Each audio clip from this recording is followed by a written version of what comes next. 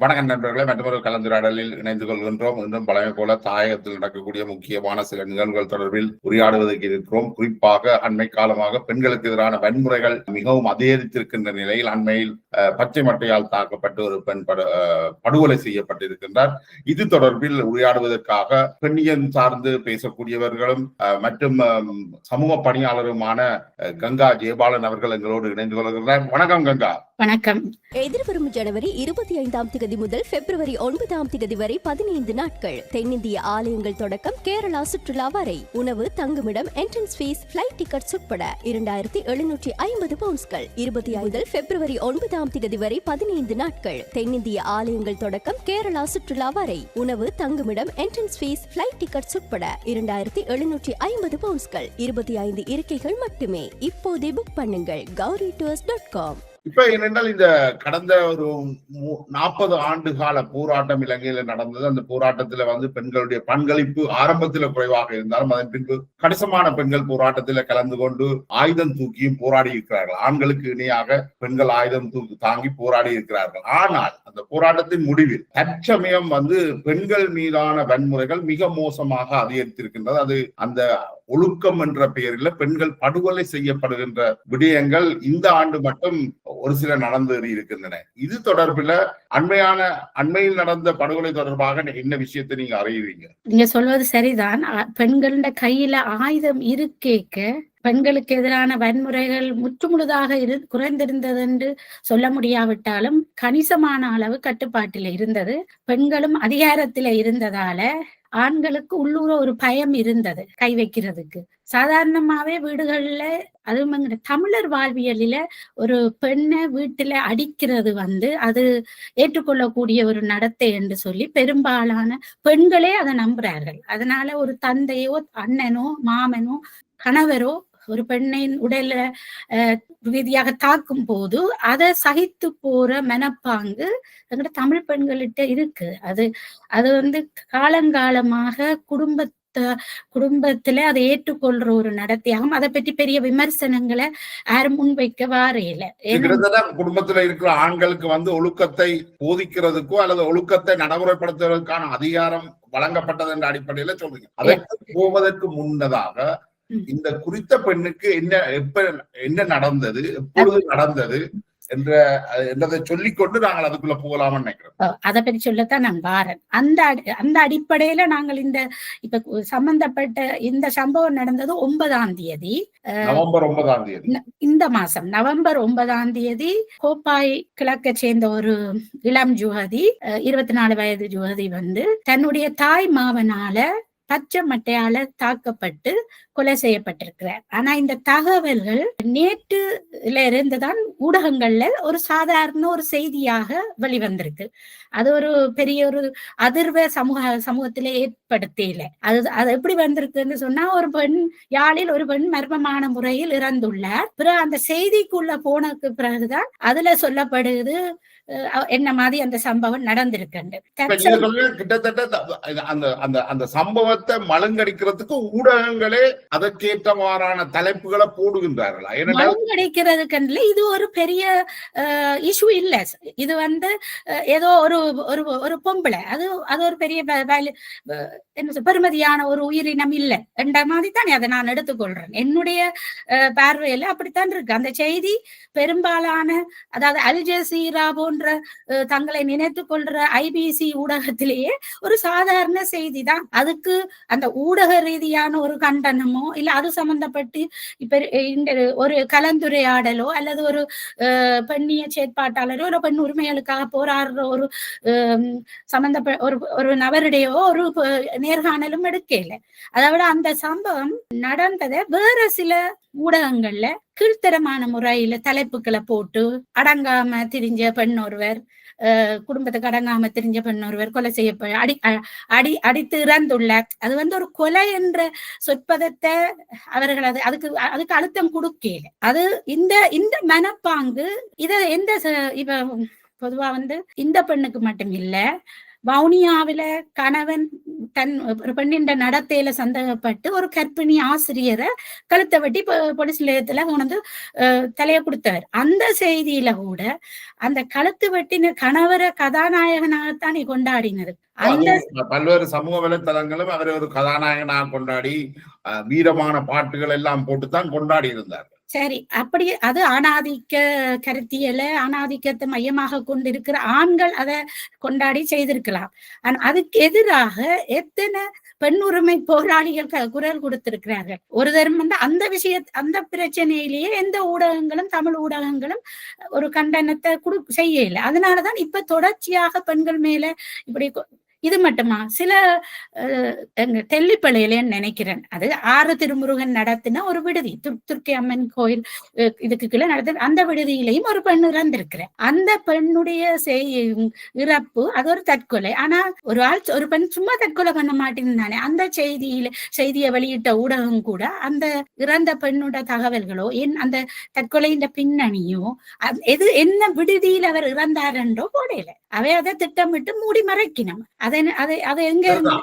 ஆறு திருமுருகன் கிட்டத்தட்ட தமிழ் சமூகத்துக்கு அல்லது யாழ்ப்பாண தமிழ் சமூகத்துக்கு ஒழுக்கத்தை போதிக்கிற ஒரு போதகராகவும் அண்மை காலமாக கருத்துக்களை வெளியிட்டு வருகின்றார். அவர் ஒழுக்கத்தை மட்டும் போதிக்கல, அது அவற்ற பெண்கள் தொடர்பாக அவர் வெளிப்படுத்தி வருகின்ற கருத்தியல்கள் நடைமுறைக்கு சாத்தியமில்லாத நடைமுறையில மிக பிற்போக்குத்தனமான காட்டு மிராண்டித்தனமான கருத்தியல்கள். அதை இந்த தமிழ் சமூகம் ஒழுக்கம் என்ற பெயர்ல இன்றைக்கும் திணிக்கிறத நாங்கள் பார்க்கிறோம். அந்த விஷயத்துக்கு அது திணிக்கிறதல்ல, அவர்கள் பெண் உடல் மீதான ஒரு பெண் உடல் மீதுதான் அவர்களுடைய கௌரவத்தையும் ஒழுக்கத்தையும் வச்சிருக்கிறார்கள். அப்ப அந்த பெண்களுடைய அந்த இடத்துல பெண்கள் கொஞ்சம் அவர்களுடைய எதிர்பார்ப்புகளை பூர்த்தி செய்யாத போது அவர்கள் அடித்து துன்புறுத்தப்படுகிறார்கள், கொலை செய்யப்படுகிறார்கள், அல்லது காணாமலாக்கப்படுகிறார்கள். இப்படி பல விஷயங்கள் இருக்கு. நான் இந்த சம்பவத்துல இப்ப இந்த கொலை செய்யப்பட்ட பச்சை மட்டையால் அடித்து கொலை செய்த பெண் விடயத்துல எல்லா ஊடகத்திலும் அந்த பெண்ணின் பெயர் வந்துட்டது, அது யாருண்டு. ஆனா அவரை அடித்து கொலை செய்த அந்த ஆணினுடைய மாமனுடைய பெயர் இல்ல. அவரோட சேர்ந்து இன்னொரு இளைஞரும் கைது செய்யப்பட்டிருக்கிறார். ஏன் அப்படி அதை திட்டமிட்டு மறைக்க வேண்டும்?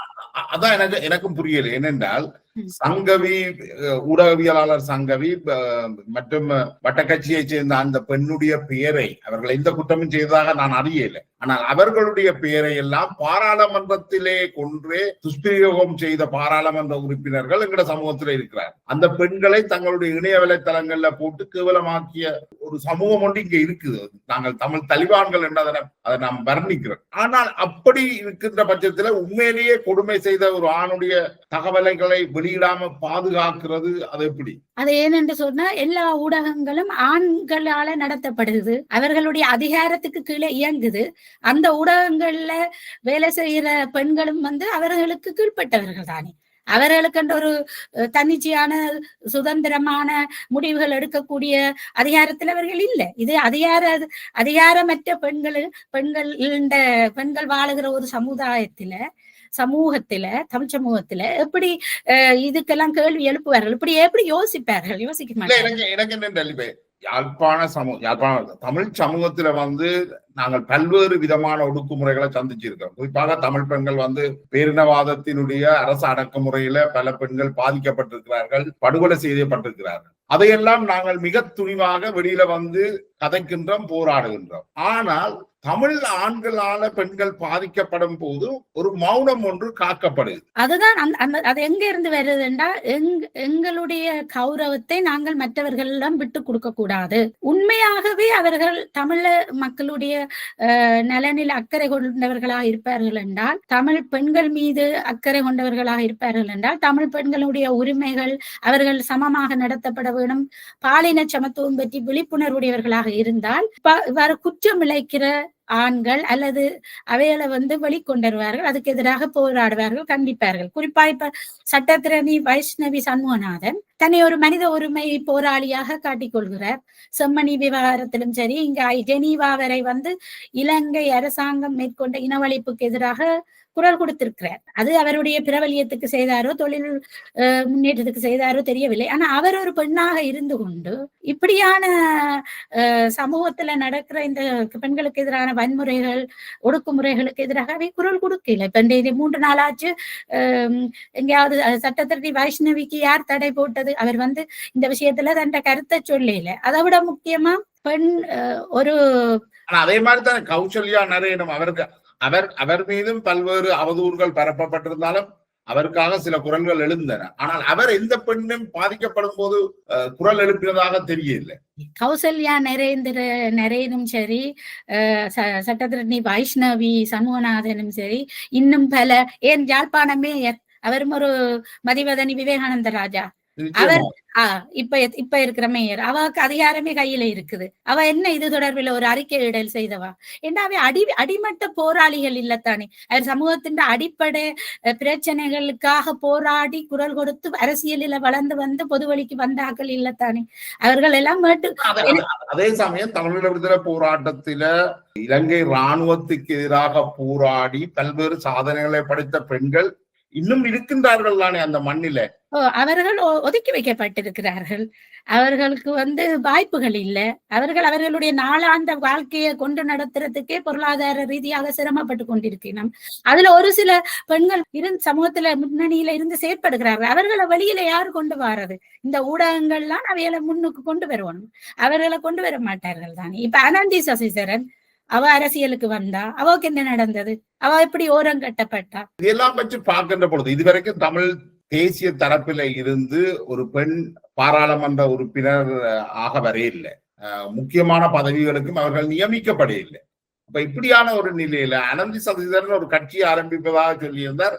அது ஒரு பெண்களுக்கான கட்சியாக கூட உருவாக்கி இருக்கலாம். ஆனால் அதுக்கான ஆதரவும் பெண்கள் மத்தியிலும் இருப்பதாக தெரியலையே. ஒன்று பெண் யாழ்ப்பாண சமுதாய மையவாதம் இல்ல, வடக்கு கிழக்க பொறுத்த மட்டும் அல்லது இலங்கை தமிழ் சமுதாயம் புலம்பெயர் நாடுகள்ல வாழுகிற எல்லாரையும் சேர்த்து தான் சொல்லுறேன்.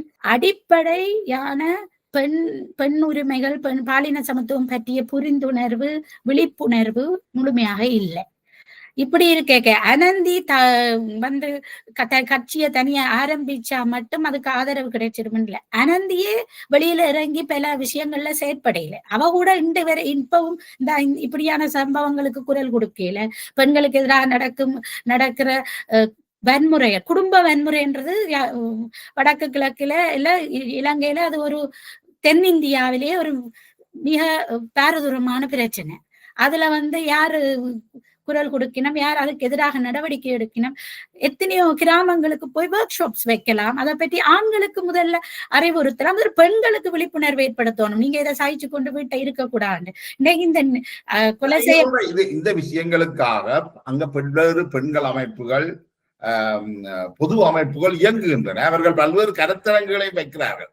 ஆனால் அந்த கருத்தரங்குகள், அந்த விஷயங்கள் எல்லாமே அந்தந்த அமைப்புகள் தங்களுக்கான நிதியை பெற்று ஒரு ப்ராஜெக்ட் எழுதுறதோட முடியவே அல்லாமல் அது அந்த சமூகத்துல எந்த ஒரு தாக்கத்தையும் ஏற்படுத்துற மாதிரி தெரியல. இந்த கருத்தரங்குகள் பற்றி பல விமர்சனங்கள் இருக்கு. நீங்க ஒரு விஷயம் குறிப்பிட்டதை நான் சொல்ல வேணும். தமிழ் தேசிய கட்சிகள் ஊடாக 2 பெண்கள் பாராளுமன்றத்துக்கு அனுப்பப்பட்டிருக்கிறார்கள். அது தமிழ் தேசிய கூட்டமைப்பு இருந்த காலத்துல தங்கேஸ்வரி கதிரேசன், பத்மினி சிதம்பரநாதன் உண்டு. அது தவிர ஐக்கிய தேசிய கட்சியிலிருந்து விஜயகலா மகேஸ்வரன் போயிருக்கிறார். மற்றபடி இதுவரையும் இலங்கை அரசியல் வரலாற்றுல என்னுடைய அறிவுக்கு தெரிஞ்சு ஒரு பெண் பாராளுமன்ற உறுப்பினர் தெரிவு செய்யப்படையில. அப்படி நடக்கிறதுக்கான சாத்தியமும் தற்போதைக்கு இல்லை. அதுக்கான சமிக்கைகள் கூட இல்ல. இப்படி இருக்க பெண்கள் அதிகாரத்துல பங்கு பெற்றல, அவர்கள் உயரிய சபைக்கு போகல, தங்களோட பிரச்சனைகளை எடுத்து சொல்லல, சொல்றதுக்கு சந்தர்ப்பம் வழங்கல. பிறகு எப்படி நாங்கள் இப்ப நடக்கிற இந்த வன்முறை இதுகளெல்லாம் நாங்கள் எதிர்கொள்றது?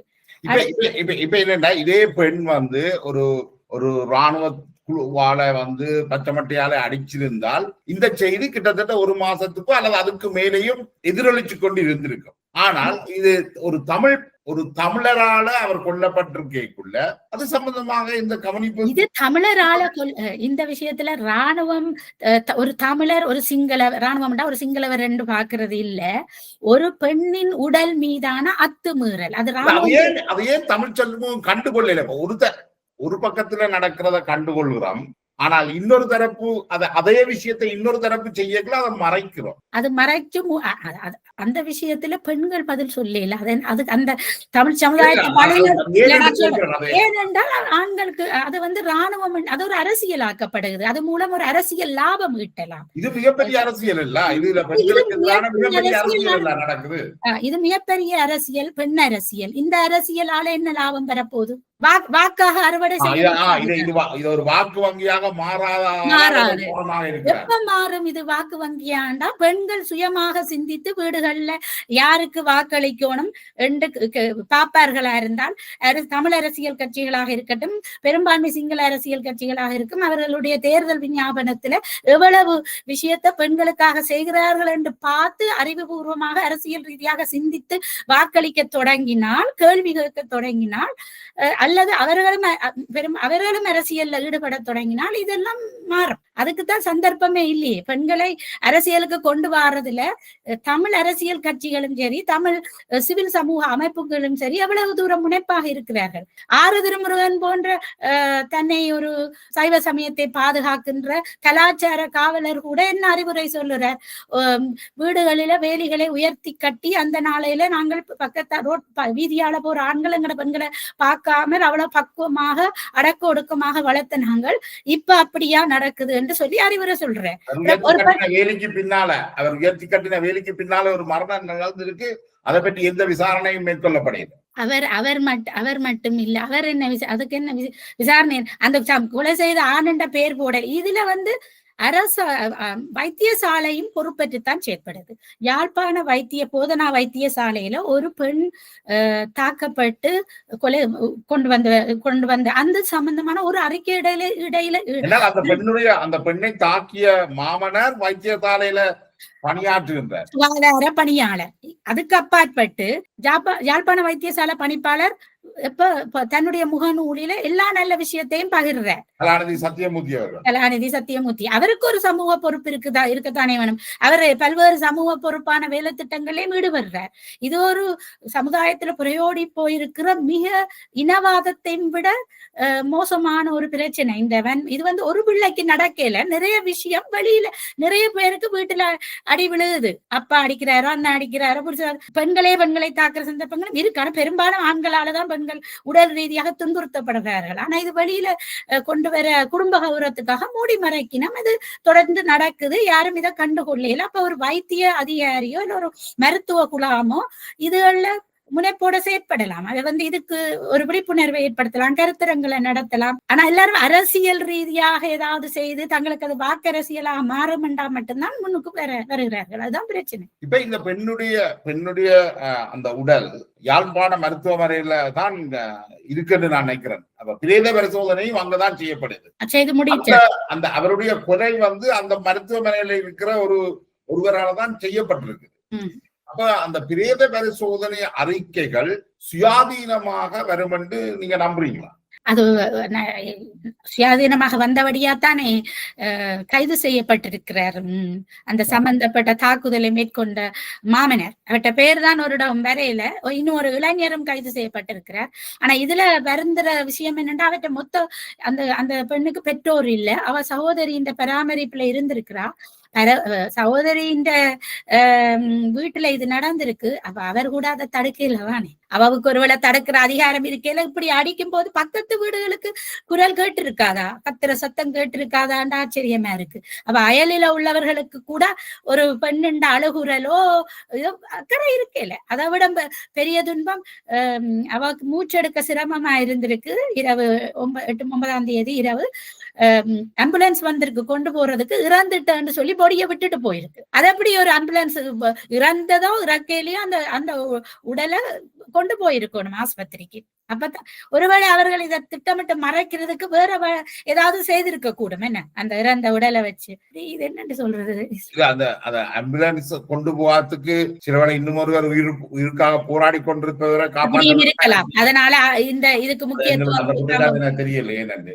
ஆனால் இப்ப இந்த பெண் வந்து 7ஆம் தேதி தாக்கப்பட்டிருக்கிறார். 8ஆம் தேதி தாக்கப்பட்டிருக்கிறார். 9ஆம் தேதி தான் அவர் மரணத்தை தழுவி இருக்கிறார். இந்த இடப்பட்ட காலத்துல அவருக்கு எந்த சிகிச்சையும் அளிக்கப்பட்டதாகவும் தெரியல. இல்ல என்ன பிரச்சனை, அவருக்கு இப்படி ஒரு தாக்குதல் நடந்தது அவர் அறிவிச்சு ஒரு உதவி எடுக்கிற ஹெல்ப் லைன்ஸ் இருக்குத்தானே பெண்களுக்கு வன்முறை நடக்கும் போது, அப்படி ஒரு உதவி எடுக்கக்கூடிய சூழ்நிலை கூட அவருக்கு இருந்திருக்கேல. அவருக்கு உதவுறதுக்கு வீட்டுல இருந்த பெண்களும் தயாரா இருக்கையில, ஆண்களும் தயாரா இருக்கையில, அயலவர்களும் தயாரா இருக்கையில. மற்றது அவருக்கு நடந்த தாக்குதல் வந்து அவருடைய நடத்தையால் அவருக்கு கிடைச்ச தண்டனையாக நியாயப்படுத்தப்படுது. அவர் ஒழுங்கீனமாக நடந்ததால, ஒழுக்கமாக இல்லாததாலதான் அவருக்கு இந்த தண்டனை வழங்கப்பட்டிருக்கு. அப்ப அது ஒரு இன்னும் சில தகவல்கள் தெரிவிக்குது அவருக்கு ஒரு மனநிலை பாதிப்பு இருந்ததாக சொல்லப்படுது. அது உண்மையாக இருந்திருந்தால் அவர் மீது கை வைக்கிறதே மிகவும் மோசமான விஷயம் தானே. ஒரு மனநிலை பாதிக்கப்பட்டவரை தாக்குறதுன்றது, மனநிலை சரியா இருக்கிற பெண்களையே தாக்குறார்கள். மனநிலை பாதிக்கப்பட்டவரால் இன்னும் புலனரபிள், அவைக்கு இன்னும் அதுக்கான சாத்தியம் கூடத்தானே வன்முறைக்குள்ளாகிறார். அவரை தாக்குறதுக்கு யாரும் கேட்க மாட்டார்கள். அது நாங்களே பார்த்திருக்கோம் தானே. கொஞ்சம் உளவியல் பிரச்சனை உள்ள ஆட்கள் கூக்குரலிட்டு ஏதாவது குளப்படியல் செய்ய அவைய அடிச்சு தாக்கி கட்டி போட்டுத்தானே அடக்குறாரு. அது மாதிரி நினைத்து செய்திருப்பார்கள். ஆனா இந்த தகவல்கள் உறுதியான தகவல்கள் இல்ல. அவக்கு மன உண பாதிப்பு இருந்ததா இல்ல, இதெல்லாம் ஒருவேளை அந்த சம்பந்தப்பட்ட நபரை காப்பாத்துறதுக்கு அல்லது இதை திசை திருப்புறதுக்கு புனையப்பட்ட கதைகளா இருக்கலாம். இதுல நிச்சயமா அதுக்கான வாய்ப்புகளும் இல்லாமல் இல்லை. இப்ப என்ன, எங்களுடைய இந்தியாவில நடத்தக்கூடிய சில சின்ன விஷயங்கள் கூட, அண்மையில ஒரு பெண் ஒரு நடிகை தனது நிறை என்ன என்று கேட்டது தொடர்பான ஒரு விவாதம் ஒன்று தமிழகத்துல சென்று கொண்டிருந்தது. அதற்காக எல்லாம் இந்த இலங்கை தமிழ் பெண்கள், புலம்பெயர்ந்து வாழ்கின்ற தமிழ் பெண்கள் குரல் எழுப்பி இருக்கிறார்கள். ஆனால் இவ்வாறான உணர்வுகளான அல்லது பாதிக்கப்படும் நிலையில இருக்கிற விளிம்பு நிலை பெண்கள் தொடர்பில் இவர்கள் ஏன் தொடர்ந்து மௌனமாக இருக்கிறார்? என்னுடைய அண்டர்ஸ்டாண்டிங், புரிந்துணர்வின்படி ஒரு பொப்பியுலரா ஒரு எல்லா இடமும் கலைக்கப்படுற ஒரு விஷயத்துல ஓடியந்து நாங்களும் கருத்தை பதிவிட்டால் அவைகளுக்கு ஒரு நாங்களும் அதுல பங்கெடுத்துட்டோம் என்ற ஒரு அங்கீகாரம் தானே. இது வந்து யாருமே கண்டுகொள்ளல தானே. இந்த பெண்மை என்ன நீங்க சொல்றத பார்த்தா இந்த பெண்ணியவாதிகள் எல்லாம் கிட்டத்தட்ட ஒரு லேடிஸ் கிளப் நடத்துற மாதிரியான ஒரு தோட்டத்தை தானே தருகுது. 100க்கு 90% அப்படித்தானே. அவர்கள் தங்களுக்குள்ளேயே கூடி இந்த வேட்டுக்குடி பெண்கள்லாம் பெரும்பாலும் இந்த பெண்ணிய அமைப்புகள்ல இருக்கிறார்கள். ஓரளவு வசதி படைத்தவர்கள், கல்வி ஏதோ பட்டங்களை படிச்சாக்கள், அவர்கள் இந்த குடும்பத்து ஆண்கள் எல்லாம் நல்ல பண வசதி படைத்தவர்களாக இருப்பார்கள். நல்ல அந்த சமூக அந்தஸ்துல அவர்கள் எல்லாரும் கூடி கதைக்கும் போது அவர்களுக்கு எப்படி இந்த இப்படி அடிமட்டத்துல நடக்கிற பெண்களோட பிரச்சனை பற்றி அதீத கரிசனை இருக்க முடியும்? எனக்கு கேள்வி, நாங்கள் ஒரு விடுதலைக்கான போராட்டம் ஒன்று நடத்தி கொண்டிருக்கிறோம். இன்றைக்கு வரைக்கும் சாத்வீரியாக ஏதோ குரல் எழுப்பி கொண்டு இருக்கிறோம். ஆனால் எங்களுக்கு கீழே இருக்கக்கூடிய பெண்களை, ஏனைய சமூகங்களை நாங்கள் தொடர்ந்தும் அடக்குமுறைக்கு உள்ளாக்குறது மட்டுமில்லை, அதுல ஒரு நியாயம் இருப்பதாகவும் கற்பிக்கின்றோம். இந்த முரண் நகையை என்ன சொல்றது? அது எங்கட சமுதாயத்துல மட்டும் நடக்குதுன்னு இல்லை, விடுதலைக்காக போராடு எனக்கு தெரிஞ்சது இந்த தமிழ் சமூகம் தானே, என்னுடைய தமிழ் சமூகம். அதுக்காக எங்கட சமுதாயத்துல நடக்கிறது சரி என்ற வாதம் அல்ல. இது வந்து அடிப்படை கட்டமைப்பு பிரச்சனை. இது வந்து இனத்துக்கான பிரச்சனை இல்ல. இது ஒட்டுமொத்தமா நீங்க பார்த்தாலே தென்னிந்திய தென்னாசிய சமூகங்கள்ல ஆண்மைய கருத்துக்களும் இந்த கட்டமைப்பே ஒரு ஆண்களுக்கு சாதகமான கட்டமைப்பு தான். அந்த குடும்ப அமைப்பு முறை முழுக்கவே காலமாக ஆண்களுடைய அதிகாரத்துல இருந்த கட்டமைப்பு தான் இருக்குது. ஆனா ஒப்பீட்டளவில் சொல்லிக் கொண்டிருக்க போறோம் இல்ல, அதுக்காக நாங்க கதைக்க வேணும். அதுல ஒப்பீட்டளவுல மேற்கு நாடுகள்ல, ஐரோப்பிய நாடுகள்ல நிறைய முன்னேற்றகரமான மாற்றங்கள் நடந்து கொண்டிருக்கு. ஜெர்மனியில எல்லாம் மந்திரி சபையில சரிக்கு சரி ஆணும் பெண்களும் இருக்கிறார்கள். பாராளுமன்றத்துல சரிக்கு சரி ஆணும் பெண்ணும் இருக்கிறார்கள். ஜெர்மனியில பெண்களால வழி நடத்தப்படுகிற கட்சிகள் இருக்கு. அங்கெலா மெர்க்கல் தான் 4 முறை ஜெர்மன் நாட்டினுடைய அதிபராக வந்திருக்கிறார், கன்சலரா வந்திருக்கிறார். இன்றைக்கும் அதே போல இலங்கையில வந்து இலங்கை உலகத்தினுடைய முதலாவது பெண் ஆட்சி தலைவராக ஸ்ரீமாவோ இருந்திருக்கிறார். அவருடைய மகள் சந்திரிகா குமார் துங்க பிரதமராக ஜனாதிபதியாக வந்திருக்கிறார். இன்றைக்கு உள்ள தேசிய மக்கள் சக்தியில வந்து 25% பெண்கள் வந்திருக்கிறார்கள். அப்ப தமிழ் சமூகம் எங்க நிக்குது? தமிழ் சமூகம் இப்படி ஒரு காட்டையாமல் ஏன் இருக்கு?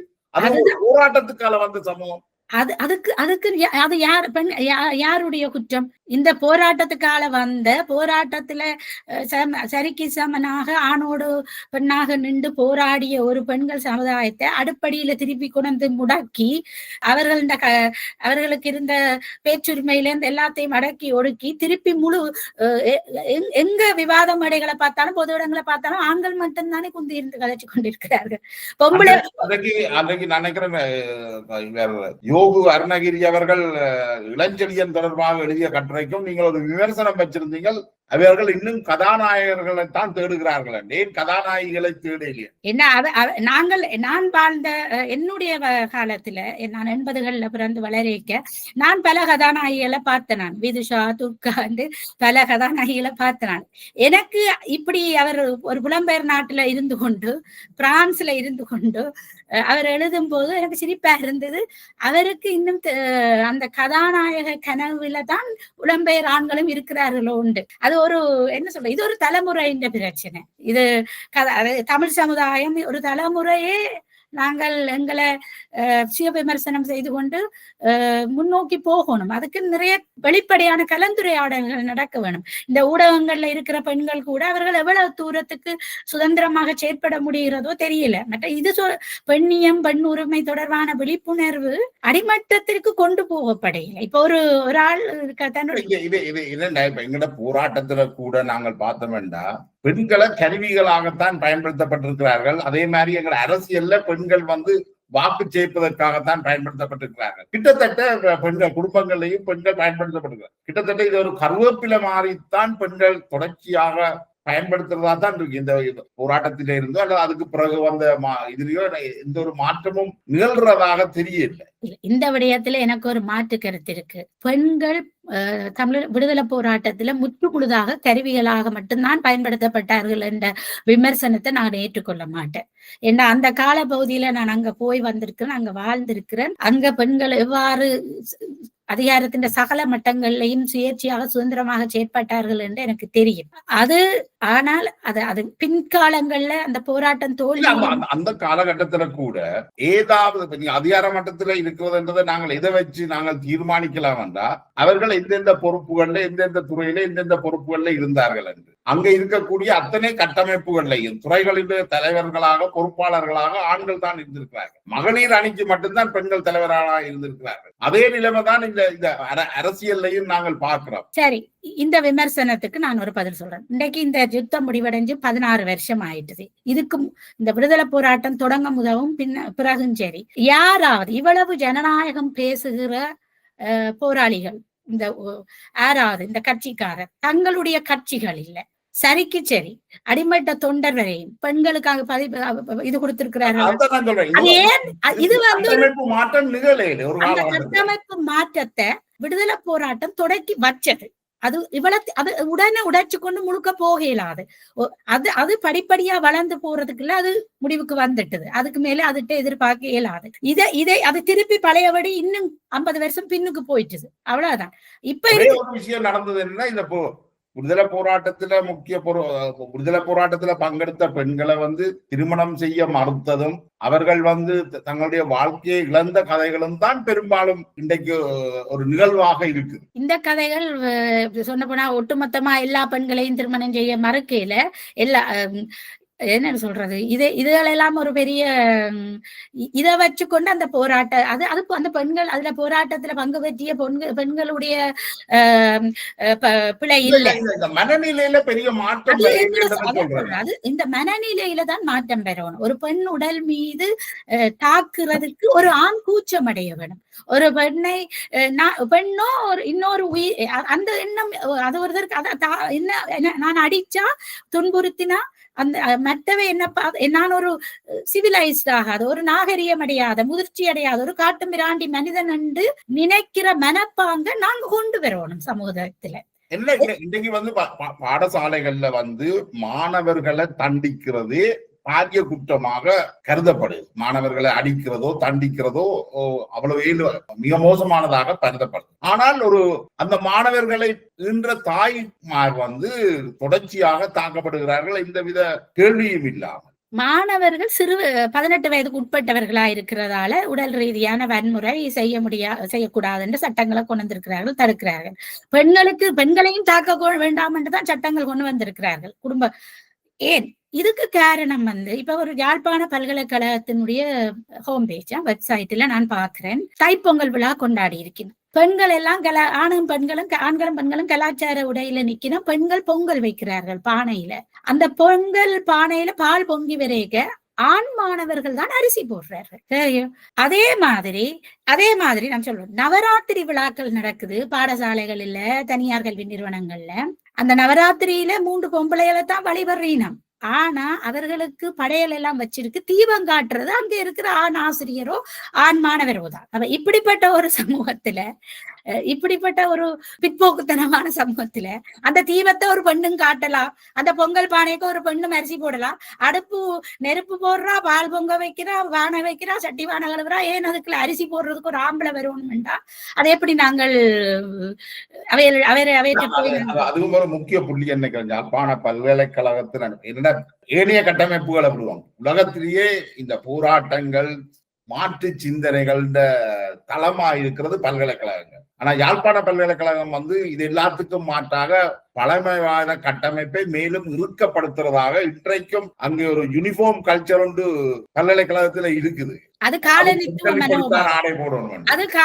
மனோபாவம்.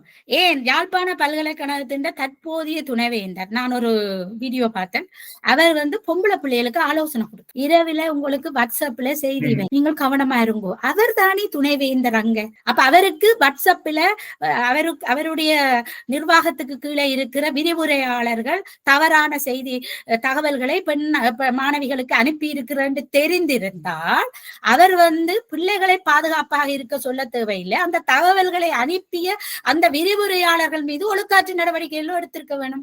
இது என்ன தன்னுடைய பொறுப்பை தட்டி கழிச்சு இதுதான் அந்த முள்ளுக்கு மேல சீலை விழுந்தாலும் சீலைக்கு மேல முள்ளு விழுந்தாலும் சீலைக்கு பாதிப்புன்ற பழமொழி கதை தான் அவருடைய. ஒட்டுமொத்த சமூக கட்டமைப்பும் வந்து பெண்கள் மீது குறிவைத்து அவர்களை தாக்க இருக்கைகளை இவ்வாறான பழமொழிகள் மூலம் அவர்கள் தங்களை பாதுகாக்க வேண்டும் என்ற ஒரு நிலைமை இருக்குத்தானே. ஏனென்றால் நீங்கள் சொல்ற போல பெண்கள் எவ்வாறு நடக்கலாம் என்றா சமூகம் அவ்வாறான ஒரு கட்டமைப்புல இல்லையே. அதுல பொறுப்பானவர் பதவியில இருக்கிறவையே தட்டி கழிக்கிறோமே. அப்ப பாதுகாக்கத்தானே வேணும். அதைத்தான் சொல்றேன், துணைவேந்தர் வந்து இந்த சீலம் முள்ளு கதைக்குத்தான் அதை அவர் மாறி இப்படி சொல்ற. அவர் அதுக்கு பதிலா அவருக்கே தெரிஞ்சிருக்கும் அவருக்கு துணிவில்லை, அவர்களை அந்த விரிவுரையாளர்கள் மீது நடவடிக்கை எடுக்கிறதுக்கு அவர்களுக்கு துணிவில்லை. அடுத்தது அவர்கள் மேலும் குற்றச்சாட்டை வெளிப்படையா வந்து சொல்றதுக்கு பெண்களுக்கு பாதுகாப்பு இல்லை. அதனால பெண்களும் அதை தாங்கிக் கொள்கிறார்கள், மறைக்கிறார்கள். இப்படி ஒரு உயர்கல்வி நிறுவனத்துல, ஒரு பல்கலைக்கழகத்திலேயே தங்கள் மீது நடக்கின்ற பாலியல் சீண்டலுக்கு குரல் கொடுக்க முடியாத இந்த பெண் பிள்ளைகள் பட்டதாரிகளாகி சமூகத்துக்கு வந்து சேவை செய்ய ஒரு தொழில் இருக்க அங்கேயும் அவர்கள் என்ன செய்வார்கள், இதை சகித்து கொண்டுதான் போவார்கள். எப்படி அவர்கள் மற்ற பெண்களுக்கு முன்னுதாரணமாக அவர்களை வழி நடத்துவார்கள்.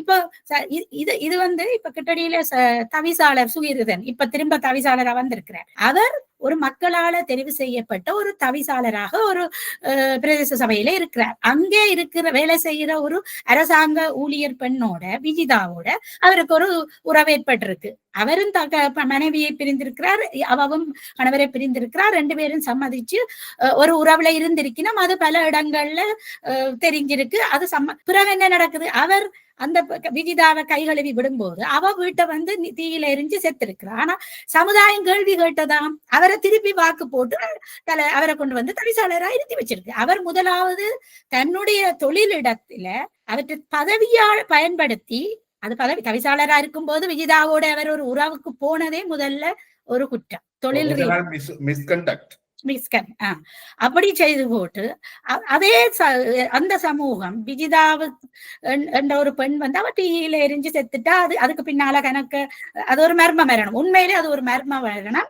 அது தொடர்பான சரியான தெளிவுபடுத்தல் இன்னும் இல்லை. என்னடா அவ சுயீர்தனுடைய வீட்டில போய் தீயில எரிஞ்சிருக்கிறா, கிணத்துல தூக்கி போடப்பட்டிருக்கிறா. அது யார் கொளுத்தினது, அவதான் கொளுத்தினா, எதுக்குமே ஆதாரம் இல்லை. அவர் ஒரு பிரபல்யமான தமிழ் தேசியம் பேசுற ஒரு கட்சியின் செயலாளர் கையாளன்றபடியா சுமந்திரன் அவருக்கு நெருக்கமானவர் என்றபடியா அந்த வழக்கு எப்படி போச்சு, கிடப்புல போடப்பட்டதோ என்னவோ தெரியாது. அவரை மீண்டும் தவிசாளராக தெரிவு செய்திருக்கு அந்த பிரதேச மக்கள் செய்திருக்கிறார்கள். அவரை மீண்டும் தமிழரசு கட்சி தன்னுடைய கட்சியில பிரதிநிதியா நியமிச்சபடியா தானே மக்கள் தெரிவு செய்தவர். இன்னைக்கு பார்த்தோம் என்று சொன்னால், இந்த பெண்களிடம் பாலியல் லஞ்சம் கோருபவர்கள், அது வேலுமனிதனா இருக்கட்டும், விரிவிரியாளர் ரவுராமா இருக்கட்டும், செல்வமடைக்கலனான பாலியல் லஞ்சம் கோருபவர்கள் அல்லது பெண்களை துஷ்பிரயோகம் செய்கிறவர்கள் கடைசியாக போய் சேர்ற லஞ்சம் அடைகிறது தமிழ் தேசியமா தான் இருக்கு. அது எல்லா கட்சிக்குள்ளும் இந்த பிரச்சனை இருக்கு. அதுல இன்னும் ஒரு பிரச்சனை, ஆனா என்னதான் அவர்கள் போய் தமிழர் கட்சிகள்லயோ அரசியல் கட்சிகள்ல தஞ்சமடைஞ்சு தங்களை பாதுகாத்தாலும் சில சமயங்கள்ல அந்த கட்சிகளுக்குள்ள நடக்கிற உள்கட்சி குத்துவெட்டுகளுக்கு அதே பெண்களைத்தான் பாடையா பயன்படுத்துறார்கள். அது இப்ப வாக்கும் சம்பாதிக்கிறார்கள். செல்வமடைக்கலநாதனை கட்சியை விட்டு வெளியேற்ற வேண்டும் என்று துடிப்பவர்களும் அதே விஷயத்தை பயன்படுத்துகிறார்கள். அங்கே ஒன்றும் அவர்கள் அந்த செல்வமடைக்கலநாதனால் பாலியல் சுரண்டலுக்கு உள்ளான பெண்ணுக்காக கவலைப்படையில. அவர்களுக்கு இது அரிய சந்தர்ப்பமா இருக்கிறது அவரை வெளியில அனுப்புறதுக்கு. இதே சுயிர்தனால பாதிக்கப்பட்ட ஒரு பெண்ணுக்காக அவர்கள் பாடுபடையில. சுயிர்தனை காப்பாற்றத்தான் அங்கால பாடுபட்டார்கள். வேளமாளிதனும் அப்படித்தான். இதுகளை பற்றி நாங்கள் உரையாட வெளிக்கிட்டா கணக்கு விஷயங்கள் இருக்கு. இல்ல இதுல இன்னொன்று இருக்குது என்னன்னா, இப்ப இங்க வந்து பிரித்தானியாவை பொறுத்த வரைக்கும் பெண்கள் தொடர்பான விஷயங்கள்ல வந்து பெண்களை தவிர வேறொரு ஆள் அது சம்பந்தமா ஒரு மூன்றாவது நபர் குற்றச்சாட்டு வைத்தா கூட அதனை விசாரிக்க வேண்டிய கடமையும் பொறுப்பும் போலீசாருக்கு இருக்குதுங்க. அதே போல இலங்கையிலையும் இந்த பெண்கள் அமைப்புகள், அதாவது அரச கட்டமைப்புல இருக்கிற உத்தியோகத்தர்களுக்கு இது தொடர்புள்ள ஒரு பொறுப்பு இருக்குத்தானே.